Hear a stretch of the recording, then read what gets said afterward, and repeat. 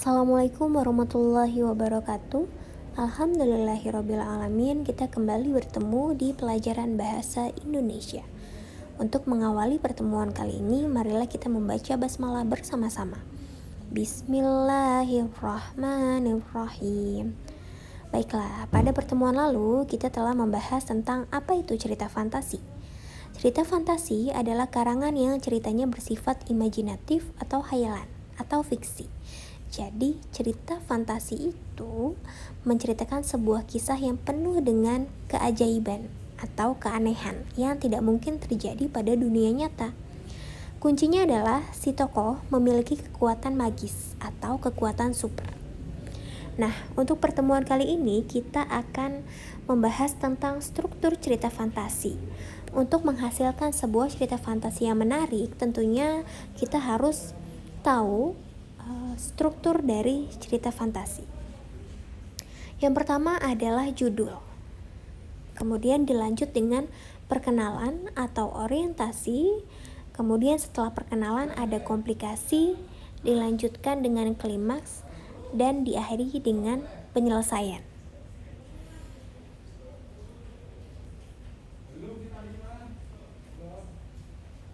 Untuk perkenalan, bagian perkenalan ini berisi tentang perkenalan tokoh, perkenalan peristiwa yang dialami tokoh, juga perkenalan tempat peristiwa tersebut terjadi.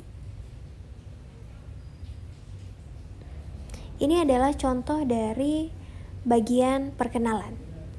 Seekor lalat hinggap di hidung Gori si raksasa. Saat itu, Gori sedang memegang ember cucian. Di ember itu ada piring-piring dan gelas-gelas. Juga ada beberapa sendok, garpu, serta pisau. Akibatnya, Gori tak dapat mengusir lalat itu. Gori sangat marah. Diangkatnya ember itu tinggi-tinggi, lalu dilemparkannya keluar jendela. Barang-barang di ember itu bermentalan. Nah, di bagian perkenalan ini berisi, yang pertama tadi adalah berisi perkenalan tokoh. Pengenalan tokoh. Tokohnya adalah Gori si raksasa. Kemudian juga ada pengenalan peristiwa yang dialami oleh si tokoh. Tokohnya adalah Gori, kemudian peristiwa yang dialami tokoh adalah ketika ada seekor lalat yang hinggap di hidungnya. Seperti itu. Kemudian terakhir ada pengenalan latar atau pengenalan tempat. Tempatnya ada di mana? Di sini disebutkan bahwa si Gori itu melempar embernya tinggi-tinggi lalu dilemparkannya keluar jendela. Keluar jendela berarti bisa kita asumsikan bahwa kejadian itu terjadi di rumahnya. Seperti itu. Itu bagian pengenalan.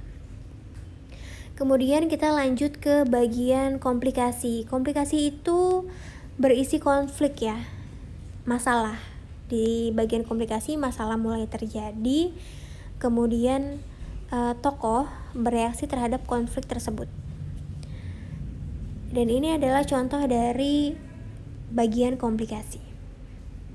Blar, blar, barang-barang itu berjatuhan menimpa rumah-rumah penduduk. Suaranya amat keras bak suara halilintar. Oh, seru nenek Puri yang baru saja pulang berbelanja. Raksasa nakal. Aku benar-benar sudah muak dengan kelakuannya. Minggu lalu ia membuang air cucian seenaknya. Akibatnya kebunku rusak. Kemarin ia membuang bantal rusak seenaknya. Kapuk bantal itu berhamburan menimpa desa kami seperti badai salju. Nenek Puri garuk-garuk kepala. Lama ia berpikir mencari jalan keluar. Akhirnya ia pun mendapatkan. Katanya, kau tidak akan lagi menggunakan kekuatan sihirmu pada makhluk hidup. Tapi kau masih bisa menggunakannya pada benda-benda mati. Iya kan? Dengan begitu kau tidak mengingkari janji. Ya benar. Seperti itu. Di sini kita lihat konflik terjadi. Konfliknya apa sih? Masalahnya apa sih? Masalahnya adalah ketika barang-barang yang dilempar si Gori tadi berjatuhan menimpa rumah-rumah penduduk, gitu ya. Otomatis penduduknya marah, gitu kan. Salah satunya si nenek Puri ini, dia marah nih. Para tokoh bereaksi terhadap konflik. Nah, itu tadi para tokoh, maksudnya tokoh yang lain gitu ya. Si nenek puri ini bereaksi terhadap konflik.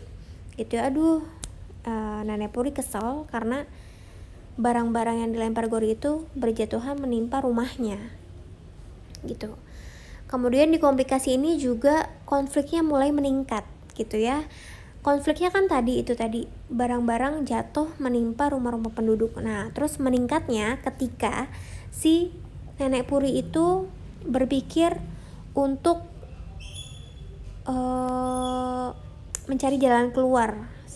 Jalan keluarnya adalah dia akan menggunakan kekuatan sihirnya gitu ya untuk menyihir benda-benda mati seperti itu. Selanjutnya ada klimaks. Klimaks itu merupakan konflik yang memuncak gitu kan. Kalau yang tadi di komplikasi konfliknya masih biasa aja. Nah, di bagian klimaks ini konfliknya udah mulai memuncak. Contohnya, maka kemudian si raksasa mengalami keanehan. Semua benda yang dipegang dan akan digunakannya tiba-tiba berubah menjadi lembek. Saat ia ingin mengisi kettle dengan air, tiba-tiba kettle itu mencair. Air pun berhamburan dan ia tidak bisa menikmati teh hangat kesukaannya.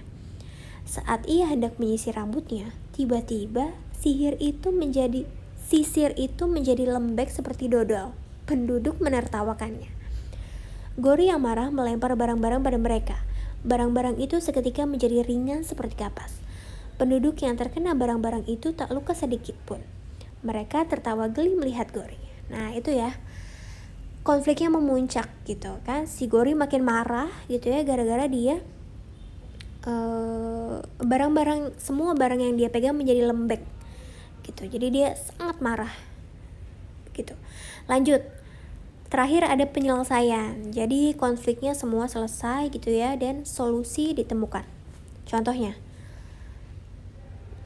aku bisa meminta si penyihir menghentikan kejadian-kejadian aneh yang kau alami, tapi kau harus janji dulu tidak akan melempar barang-barang ke desa kami lagi.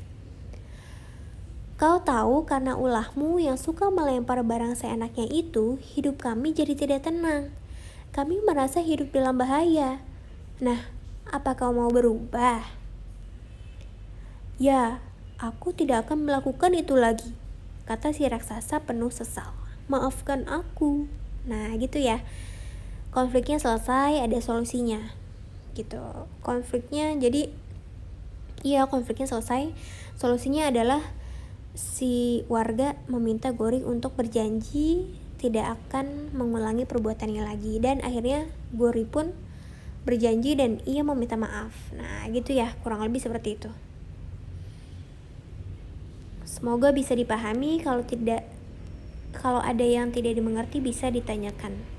Terima kasih. Alhamdulillahirobbilalamin. Wassalamualaikum warahmatullahi wabarakatuh.